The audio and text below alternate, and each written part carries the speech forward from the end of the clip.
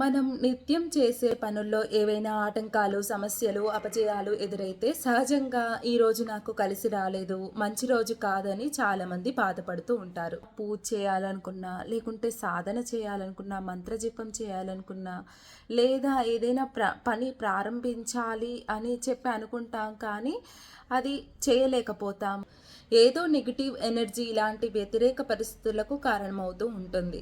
అలాంటి నెగిటివ్ ఎనర్జీల బారిన పడకుండా ఒక చిన్న చిట్కా ఉంది. ఉదయాన్నే లేచి ఒక వెండి లేదా రాగి గ్లాస్తో నీళ్లు తీసుకొని మీరు సాధన చేసిన మంత్రం ఓం నమ శివాయ అనో, లేదా ఓం నమో వెంకటేశాయ అనో, లేదా శ్రీమాత్రే నమః అనో, మీ ఇష్టదైవం నామస్మరణ అయినా చాలు. ఓ 3 సార్లు లేదా ఓపిక ఉంటే ఒక 11 సార్లు గ్లాసులో నీటిని చూస్తూ ప్రశాంతమైన మనసుతోటి స్మరణ చేసి ఆ నీటిని తాగండి. మీలో ఎంతో పాజిటివ్ ఎనర్జీ పుడుతుంది.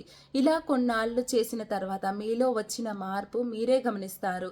ఈ చిన్న ప్రక్రియ మీకు ఎదురయ్యే ఆటంకాల్ని, సమస్యల్ని, అపజయాల్ని ఎదుర్కోవడానికి అద్భుతమైన శక్తిని ఇస్తుంది.